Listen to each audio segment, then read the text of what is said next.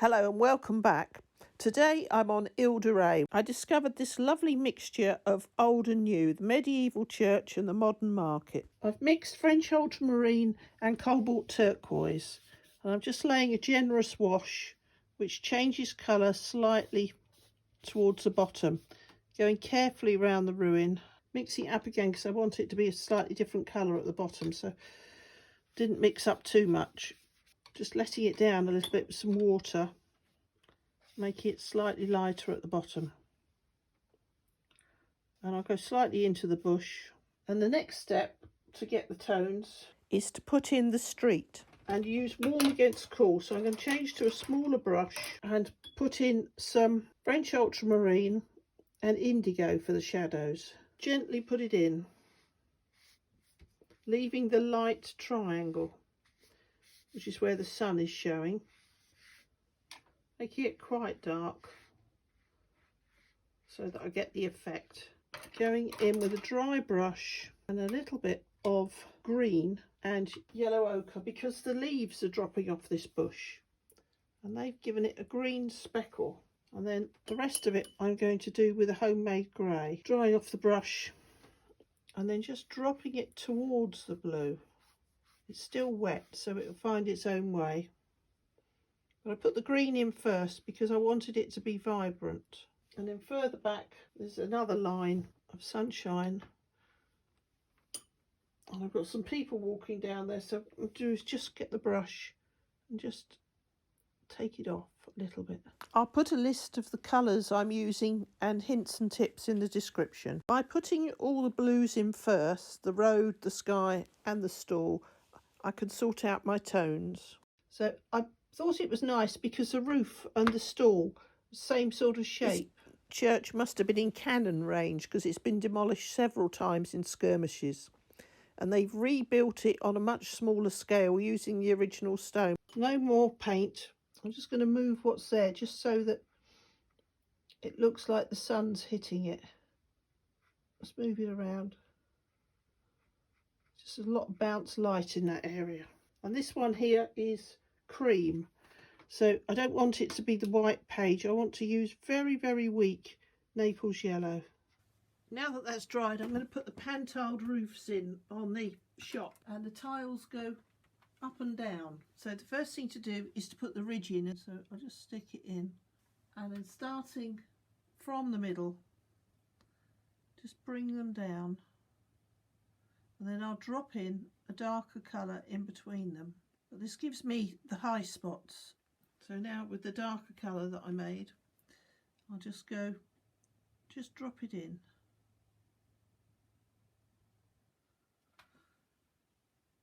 And the same the other side.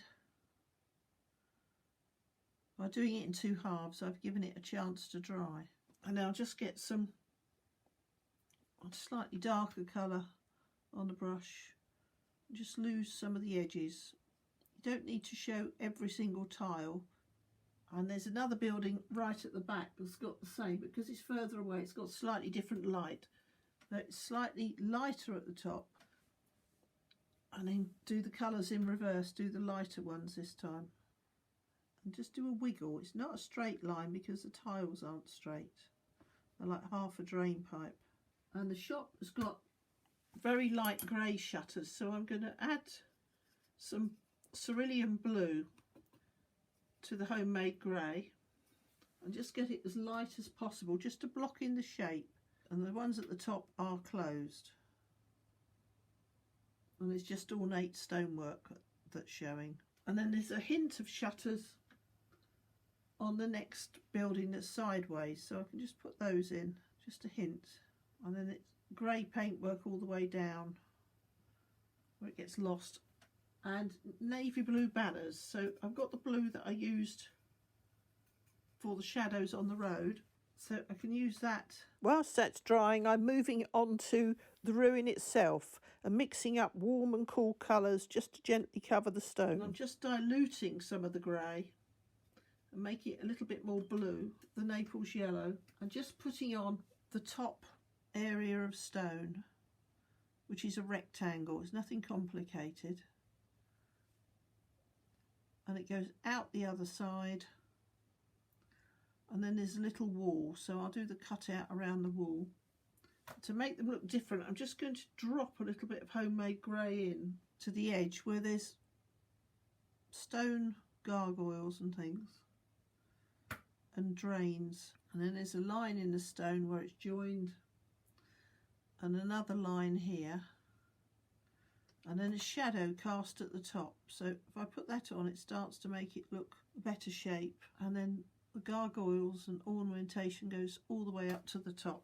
And just drop the shadow in, and then return to the Naples yellow and put the area in that's not in shadow. Now coming down to another area that I can put a more definitive line, and the silhouette of all the ornamentation, and that comes out and then goes up. Not everything is as you expect. And then there's a doorway above it, so I'm just going to make that quite dark. And this is because it's nearer, there's actually an indication of stone. So what I'm going to do is use this flat brush, and it just suggests them.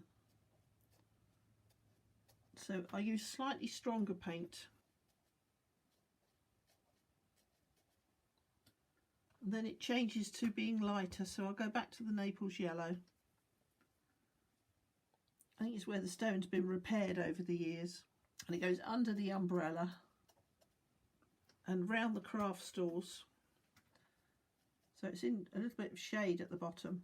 This appealed to me because they were selling paintings, so the best thing to do is to start on an area that's flat, and then I can work my way up to the other areas. So I've got an area here behind the trees,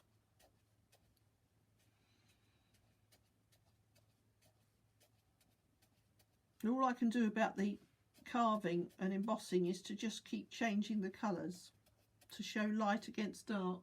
I'm going to put the trees in quite shortly, but they're not totally covering the building. There's gaps, so I need to put a hint of stone in that's going to be seen through the leaves.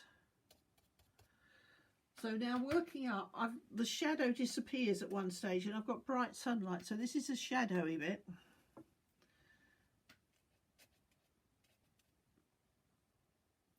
And that goes all the way around here where there's a lot more embossing and carving. But say if I just mix up 2 or 3 greys and 2 or 3 yellows and earth colours, I should be all right. So now cleaning the brush off and going back to the Naples yellow for the warmer bits.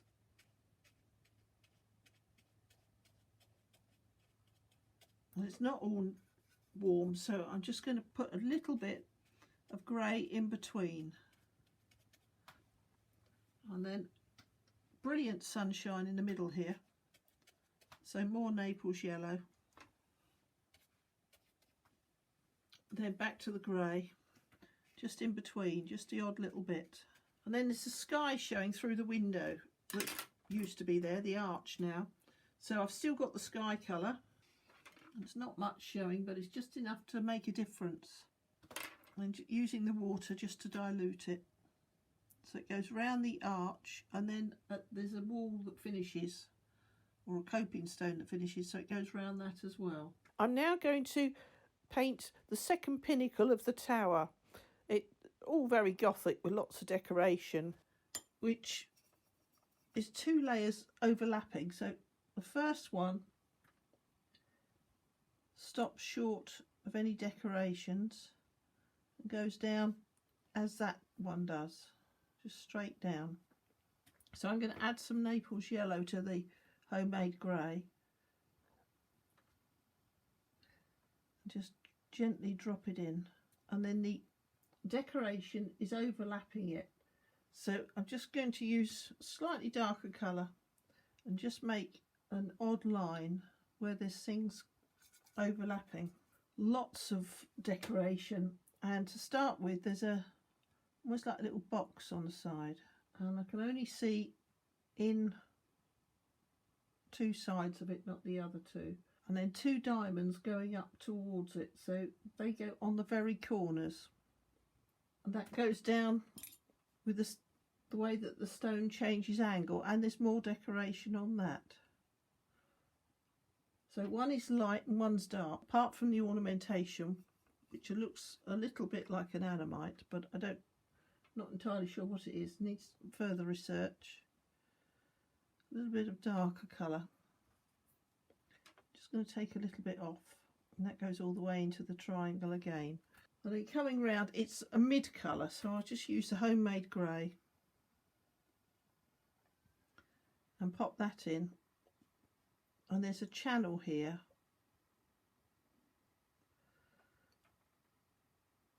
An awful lot of carving on here.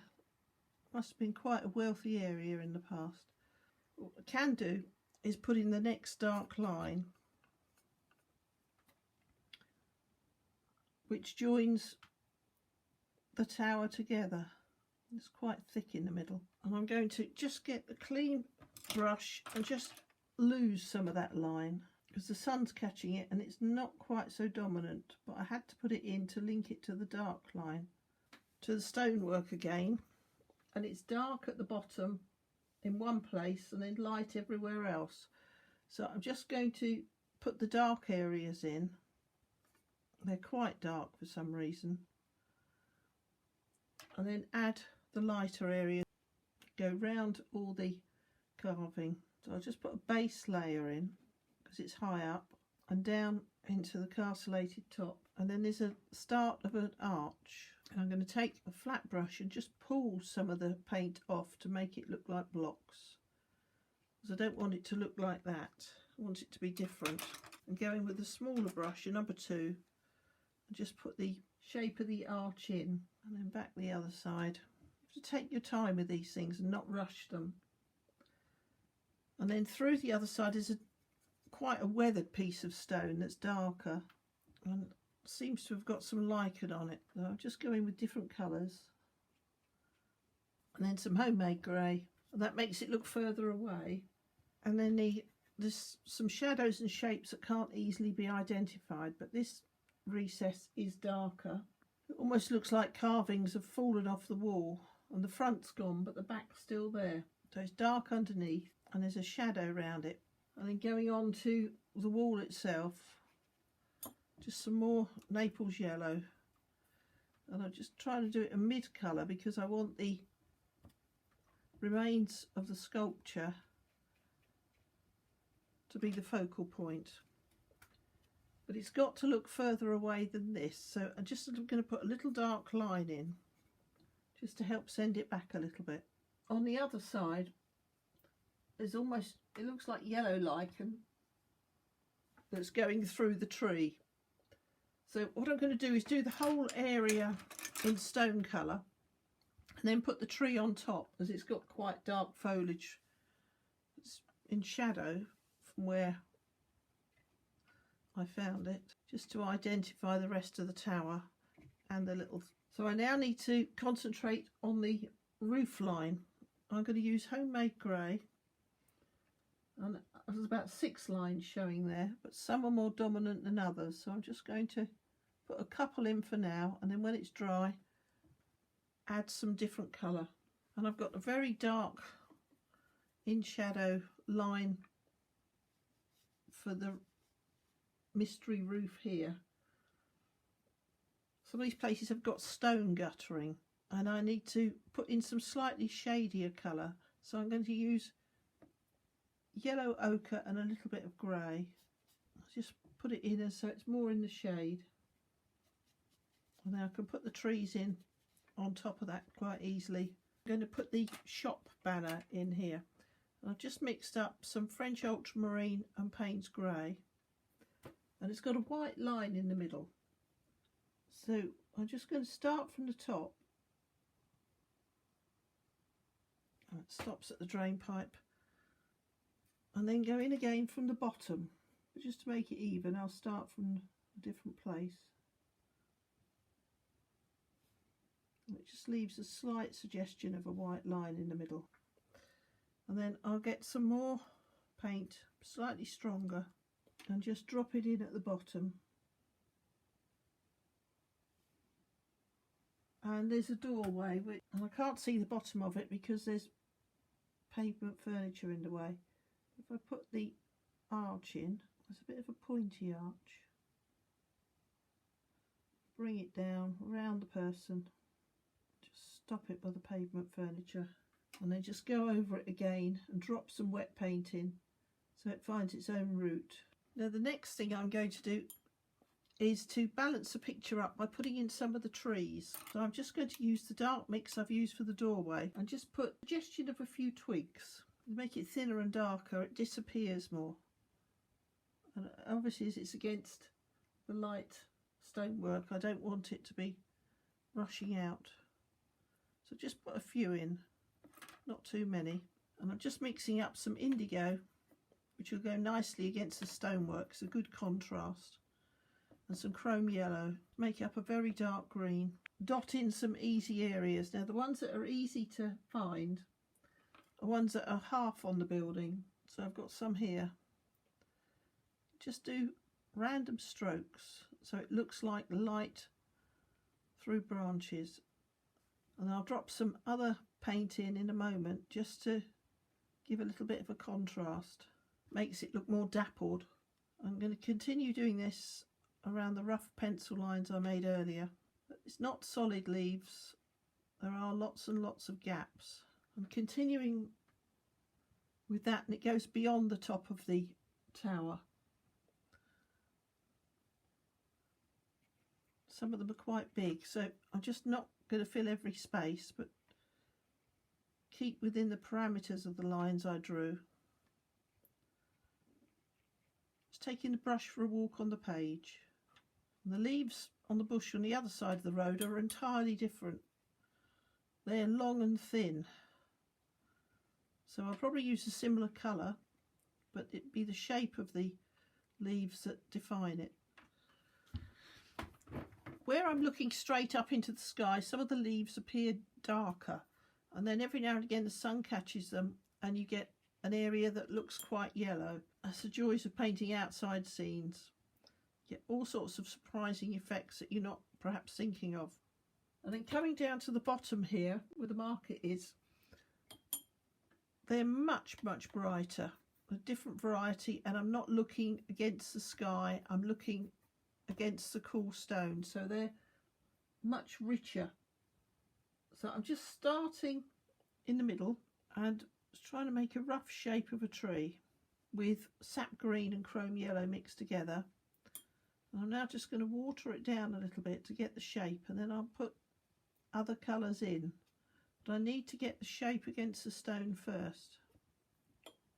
And then going back in with just sap green and a little bit of lemon yellow for a change, just to make it look different from the other trees. And then this one's slightly in more shade, so I'm just going to mix the colours together a little bit, make it slightly darker. If the trees all overlap each other here, so I've just got to keep the pattern going and adding different colours. Keep your brush on the move so that you don't get any hard layers, and they're quite dark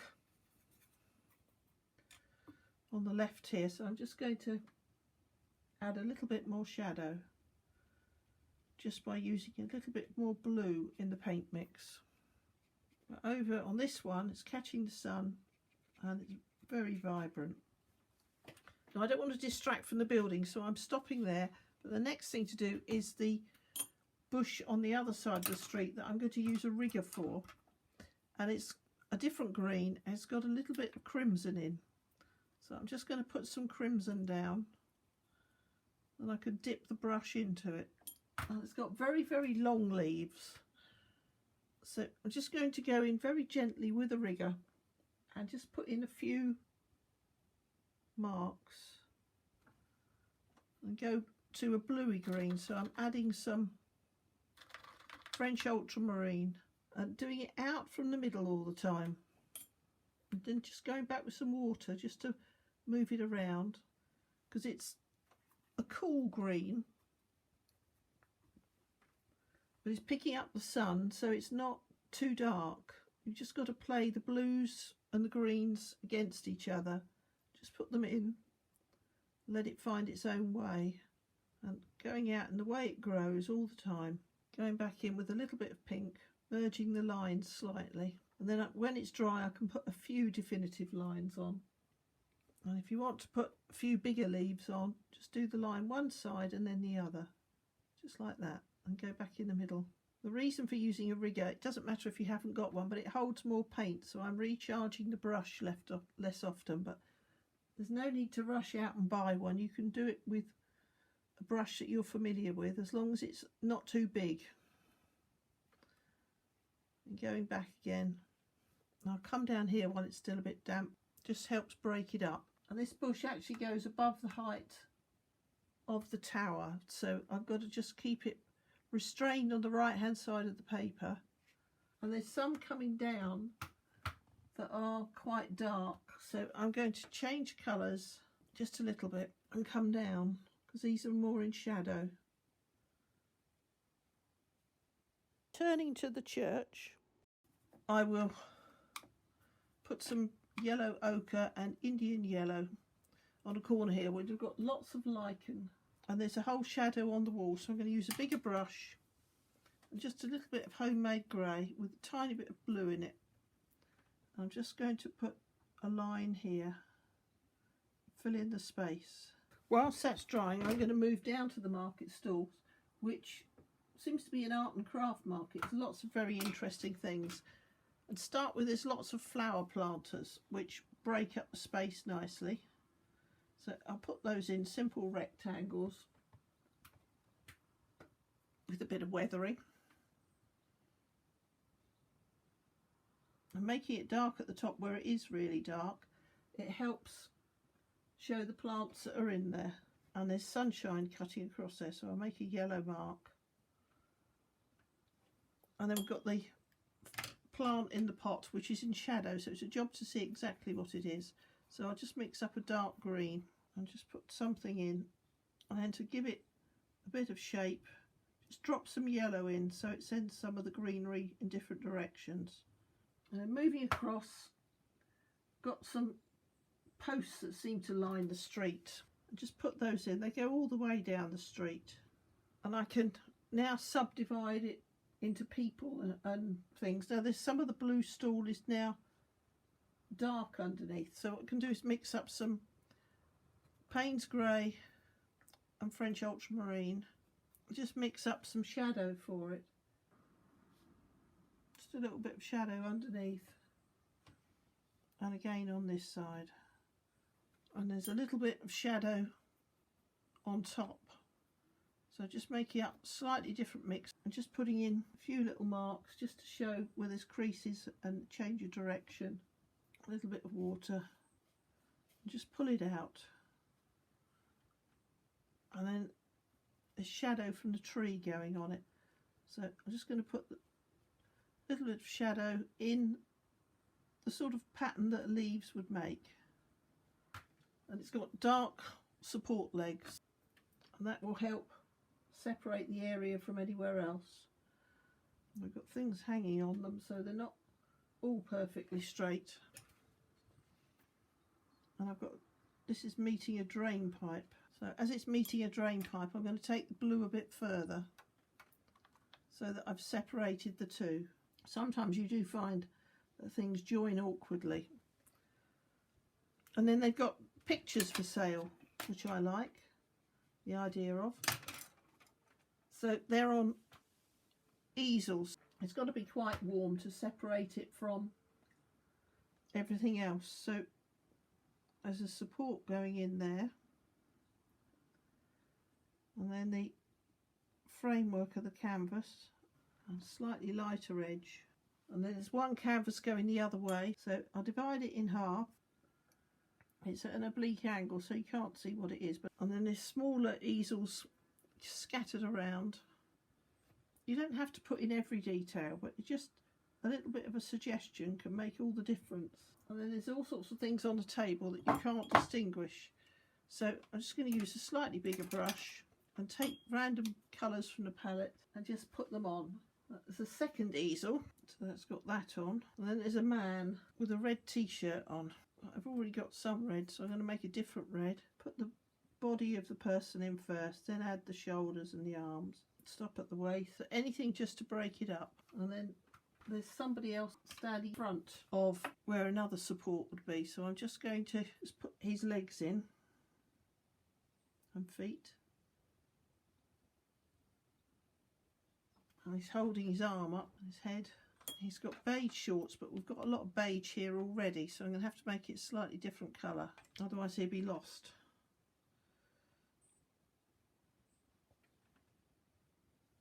He's got a navy blue t-shirt, which is quite handy because we've got that sort of colour mixed up. And then he's got a really big bag. He's been lots of shopping. So just carrying on like that, finding more detail while all this is drying. And the detail here has actually made that stand out more. Put a little bit more on the shop shutters. So I've got a small brush and very strong Payne's grey. I'm just going to go in. There's a light showing in one, so I'll leave a space for a light, carry on down, and then they stop halfway at the bottom. So now I've got them in, I'll just square them up, leave room for the light, and then just go down the side and make sure that they're all in line, and the same on the other side. And at the top they're shut, so I can't do anything there, but I can add the yellow because it will send the other colours back for the light. Just drop it in there. I'm going to put some flowers on this bush and some seed heads, and they're very pink, so I've put down some Naples yellow, lemon yellow and rose madder, and what I'm going to do is put the brush in a little bit of each, so that perhaps I've got the darker colour on one side of the brush and the lighter colour on the other side of the brush, and then just drop them in. Build them up very delicately, so it looks more interesting if the colours merge a little bit. It's only a suggestion of them, I don't want it to look spotty. But the seed heads are actually slightly more interesting from a painting point of view. I'm going to use the Azilian Crimson for those, but they're long lines, and I'm going to add a little bit French ultramarine, and again mix both the colours on the brush and just put them in. Then it goes to a dot, so it just adds a little bit of brightness to the picture. You could do the flowers in gouache if you wanted to, or put some latex down, but I like things to develop, so I'm only going to put a few in. I'm not going to cover it with hundreds of seed heads. It's just that it makes the bush more interesting. I'll put some around the flowers because that brings attention to those. Sometimes in a picture less is more. Now I'm going to go back to the leaves, and I'm using sap green, which I'm going to tint. I'm just dropping some brighter leaves in, and what I'm going to do is go back and perhaps put a dark line behind them so they show a bit more. But this bush has got very long leaves, so I'm doing some with a number 3 brush, and I've got a rigger which has got longer hairs, and I could do some with the rigger just so that there's variety. And they're going all directions, so I'm just going to do some going down. It just lifts the foreground and it links nicely with the orange roof.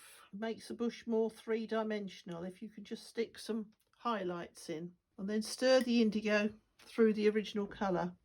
And I'll just do an odd line, not too many, just between them. So I'm just going to add some more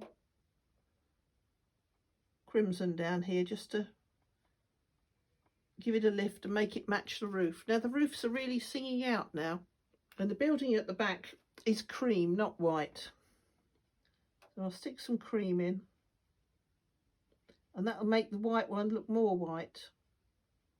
I won't worry about going through the leaves. It was a very hot day and the shadows look slightly blue and purple, so if I put the blue and purple shadows in, it will make the areas that are in the sun look more vibrant. And the ruin is slightly darker on the right, it's in more shade. So I'm just going to get a bigger brush, and some of the grey I've just mixed up. I'm just going to run it down the side of the building. The other paint is dry now, and it'll make this face of it stand out more. And they're odd shadows, they're shadows within shadows, so it doesn't go all the way to the edge. And I'll just make this one a little bit darker. And then it's quite dark under the stool. One or two things. This lady's got shorts on, so we'll put her shorts on first,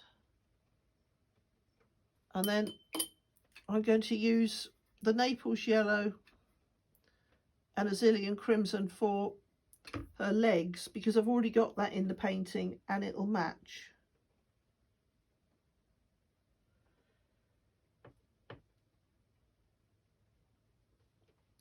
And her arms. So I'm just going to use some burnt sienna for her hair.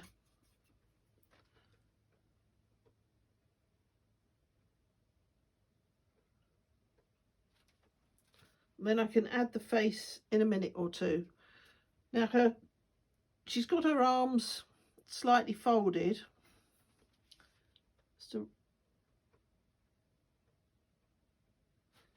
and there will be some skin showing. I'll just stick that in now. And she's wearing a white top, and there's some people that you can see their legs from my sketch that are just coming down the street, which helps break that up a little bit. So I'm going to stick those in blue, because you can't go wrong if you put somebody in a pair of jeans, really.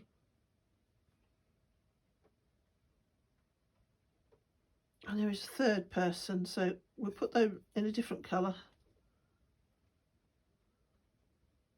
And they're just coming up to an area where the sun's coming down the side road and lightening up the pavement. So I'm just going to put some warm colour in across there.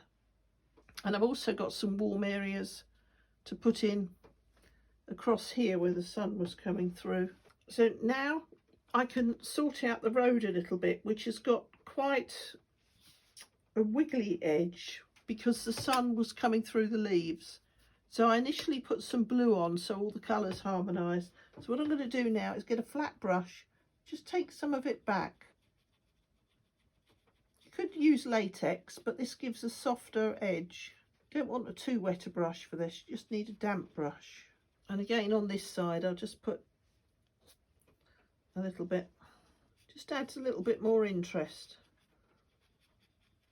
You can't put in every detail, but some details do add to a picture, and leaves make a lovely shadow. I'm just working on the second stool that's not really in the picture that much, but it's a handy place. That there's lots of dappled light on it from the leaves. I'm just going to put a few dappled lines of indigo or any dark colour that you've got just on the stool, and just soften them a little bit if necessary. And then underneath the stool it's in slightly more shade, but it's a different colour. So I'm just going underneath with a little bit of Payne's grey. And all the stools are selling pictures, which is what appealed to me. So I'm just going round anything with a rectangle. I'm just putting some colour on it just to show that it is something that's for sale. And this one's got lots of, I don't know whether he's selling crafts as well, lots of little display areas, and there's a few people about. So I'm just mixing up some indigo and burnt sienna, and I'm going to change to a smaller brush, put a few little marks of where the leaves are, just reflecting. Having let the church dry, I've rubbed some of the pencil marks round that was showing the gargoyles. I've now got a weak French ultramarine mix and indigo. I'm just putting on the reflections of the leaves from the trees that are going onto the road. I'm just going to add a little bit of cobalt blue just to warm them up a little bit. Just put down a few little leaves in a rigger and then mix them up a little bit with a number 3 brush just to show the random reflections of the foliage. And they're slightly more solid on the road. Just put a few down. I just want, less is more sometimes, so I'm just going to just put a few on. And these are actually cobbles, but because of the shadow they didn't really show that much. So you don't need to do it everywhere, just a few lines and then some water. Just move it around a little bit. Give a few lost edges. Because of the scale of it, you don't need to show every cobble. Just put a few little marks in. It's just a question of breaking it up. And then finally, just a little bit of a zing of green where the leaves have dropped. I'm going to add some cadmium yellow to the sap green. And just put on a few little highlights, just to lift it a little. So the next thing I need to do is just a few more bits under the stall that's selling all the lovely paintings and things that you can't see too much because he's got things hanging up. So I'm just going to make a daisy chain of things hanging up just to break up the space a little bit. And they come round this side as well. I'm going to make his shirt a little bit darker. I've got people in shorts and t-shirts and people in long sleeves and long trousers, so it's a happy mixture of people. I'll give this one a t-shirt. So when it's doing a t-shirt, I always start from the shoulders and then work down to a rectangle, then add anything else that's needed. And it's got packaging and all sorts of other things down here, so I can make some of it a little bit darker. One of the areas I particularly liked about this picture is you can still see where the cannon shot went in. It's a Gothic church and it was rebuilt on a smaller scale in the 17th and 18th century, utilising most of the original material. So the bit over here has got a roof on. And there's a lovely view from the bell tower of the whole that part of the island, looking across to La Rochelle. Well, thank you very much for watching.